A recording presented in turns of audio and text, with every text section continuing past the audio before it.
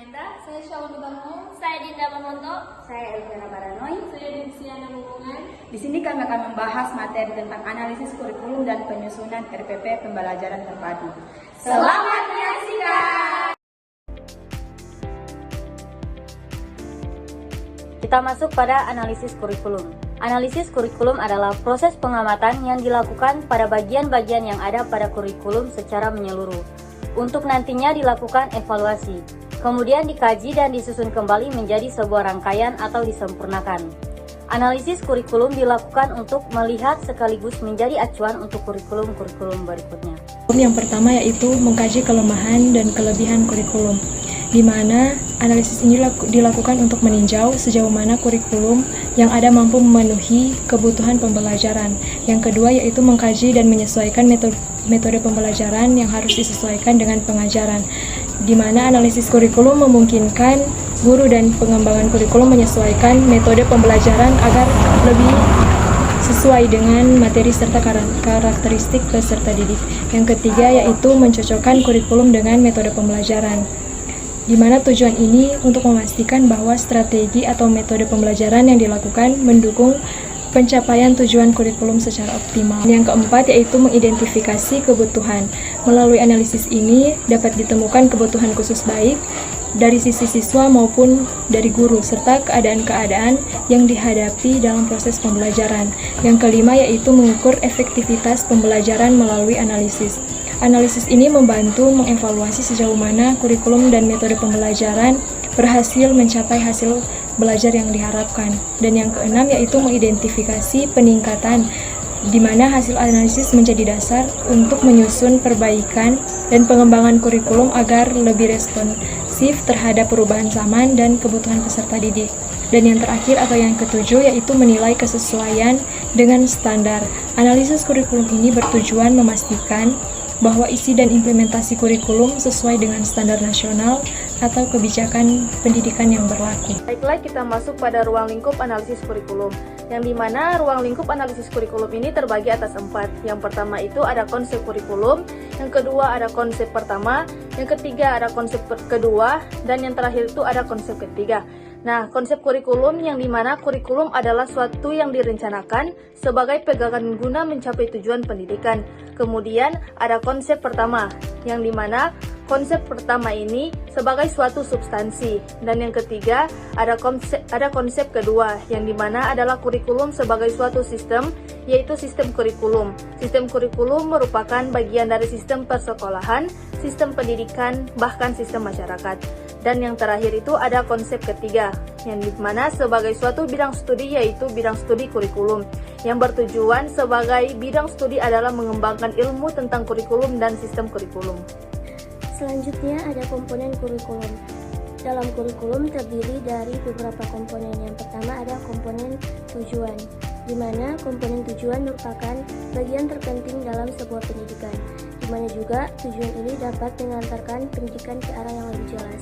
Dalam tujuan terbagi dari beberapa. Yang pertama ada tujuan pendidikan nasional, tujuan internasional, serta tujuan pengajaran.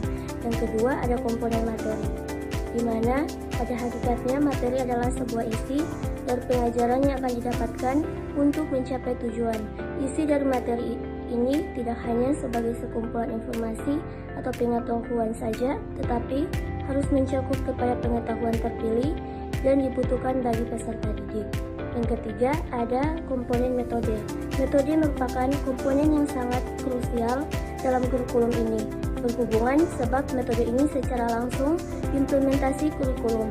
Yang keempat ada komponen evaluasi, di mana evaluasi dalam kurikulum dimaksudkan untuk memeriksa tercapainya atau tidak tujuan dari pendidikan melalui kurikulum yang sudah dirancang sebelumnya. Evaluasi ini mempunyai peranan yang sangat penting untuk kurikulum selanjutnya. Baiklah, selanjutnya kita masuk pada pengembangan kurikulum. Nah, pengembangan kurikulum ini terbagi atas 4, yaitu yang pertama ada peranan para administrator pendidikan, yang kedua ada peranan para ahli, yang ketiga ada peranan guru, dan yang terakhir ada peranan orang tua. Kita masuk pada yang pertama yaitu peran administrator pendidikan, yang dimana terdiri dari direktur bidang pendidikan, pusat pengembangan kurikulum, kepala kantor wilayah, kepala kantor kabupaten dan kecamatan, serta kepala sekolah. Yang kedua ada peranan para ahli, yaitu pengembangan kurikulum bukan saja didasarkan atas perubahan tuntunan kehidupan dalam masyarakat, tetapi juga perlu dilandasi oleh perkembangan konsep-konsep dalam ilmu. Yang ketiga ada peranan guru, yang dimana guru ini memegang peranan yang cukup penting baik di dalam perencanaan maupun pelaksanaan kurikulum.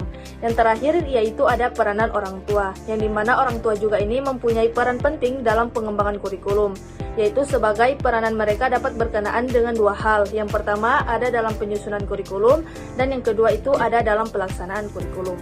Baik, saat ini kita akan masuk pada landasan kurikulum. Landasan kurikulum itu ada 4. Yang pertama, landasan filosofis. Landasan filosofis dalam kurikulum akan membahas dan mengidentifikasi landasan filsafat dan implikasinya dalam mengembangkan kurikulum. Yang kedua, landasan psikologi. Psikologi adalah ilmu yang mempelajari tingkah laku manusia dalam hubungan dengan lingkungan. Oleh sebab itu, dalam mengembangkan kurikulum harus dilandasi oleh psikologi sebagai acuan dalam menentukan apa dan bagaimana perilaku peserta didik itu yang harus dikembangkan. Yang ketiga, landasan sosiologis. Landasan sosiologis dilihat dari substansinya. Faktor sosiologis sebagai landasan dalam mengembangkan kurikulum dapat dikaji dari dua sisi, yaitu dari sisi kebudayaan dan kurikulum serta dari unsur masyarakat dan kurikulum. Yang keempat ada landasan ilmu pengetahuan dan teknologi. Pengembangan iptek secara langsung akan menjadi isi atau materi pendidikan dalam kurikulum. Baik, kita masuk pada analisis pencapaian pembelajaran. Analisis pencapaian pembelajaran ini menjadi acuan kompetensi yang harus dicapai oleh peserta didik. Nah, yang pertama itu ada penjabaran indikator. Penjabaran indikator adalah proses menguraikan kompetensi dasar menjadi indikator-indikator yang lebih spesifik dan terukur. Yang kedua ada merencanakan pembelajaran. Merencanakan pembelajaran ini adalah proses merancang kegiatan pembelajaran yang efektif dan efisien untuk mencapai kompetensi yang diinginkan. Ketiga ada merancang kerangka materi. Merancang kerangka materi adalah proses mengembangkan struktur dan isi materi pembelajaran yang sistematis dan logis. Yang keempat ada merancang evaluasi. Merancang evaluasi adalah proses mengembangkan instrumen dan strategi penilaian untuk mengukur pencapaian kompetensi siswa. Selanjutnya kita masuk dalam langkah-langkah penyusunan RPP pembelajaran terpadu. Dalam merancang pembelajaran terpadu di sekolah dasar, terdapat 7 langkah yang harus dilakukan. Yang pertama, penetapan mata pelajaran. Penetapan mata pelajaran ini dilakukan setelah membuat peta kompetensi dasar secara menyeluruh pada semua mata pelajaran yang diajarkan di sekolah dasar dengan maksud supaya terjadi pemerataan keterpaduan. Pada saat menetapkan beberapa mata pelajaran yang akan dipadukan, itu harus disertai dengan alasan atau rasional yang berkaitan dengan pencapaian kompetensi dasar oleh siswa dan kebermaknaan belajar. Nah, di sini di penetapan mata pelajaran kami memilih mata pelajaran Bahasa Indonesia, IPA, dan Matematika. Selanjutnya penetapan hasil belajar dan indikator. Pada tahap ini kegiatan yang dilakukan adalah mempelajari dan menetapkan hasil belajar dari setiap mata pelajaran sehingga dapat diketahui materi pokok yang bisa dibahas secara terpadu. Selanjutnya penetapan tema. Penetapan tema dalam RPP ini adalah mempersatukan kompetensi-kompetensi dasar setiap mata pelajaran yang akan dipadukan pada jenjang kelas dan semester yang sama. Selanjutnya penyusunan silabus pembelajaran terpadu. Silabus ini berasal dari bahasa Latin silabus yang berarti daftar, tulisan, ikhtisar, ringkasan, isi, atau buku. Pada tahap ini, hasil seluruh proses yang telah dilakukan pada tahap-tahap sebelumnya dijadikan dasar dalam penyusunan silabus pembelajaran terpadu. Selanjutnya, penyusunan satuan pembelajaran terpadu lengkap dengan alat penilaian. Penyusunan satuan pembelajaran terpadu atau dikenal dengan istilah rencana pelaksanaan pembelajaran atau dalam kurung RPP merupakan realisasi dari pengalaman belajar siswa yang telah ditentukan pada silabus pembelajaran terpadu. Baiklah, sekarang kita masuk ke dalam rencana pelaksanaan pembelajaran atau RPP. Pada bagian RPP yang pertama ada identitas dari RPP, yaitu ada satuan pendidikan, kelas dan semester, tema, dan yang terakhir alokasi waktu. Selanjutnya kita masuk dalam kompetensi inti, biasanya dirumuskan dalam bentuk kemampuan yang harus dimiliki oleh siswa setelah menyelesaikan proses pembelajaran. Contohnya, yang telah kami buat, yaitu mengenai mata pelajaran yang di bahasa Indonesia, IPA, matematika, yaitu memahami pengetahuan faktual dengan cara mengamati, yaitu mendengar, melihat, dan membaca, dan menanya berdasarkan rasa ingin tahu tentang makhluk ciptaan Tuhan. Yang ketiga ada kompetensi dasar dan indikator.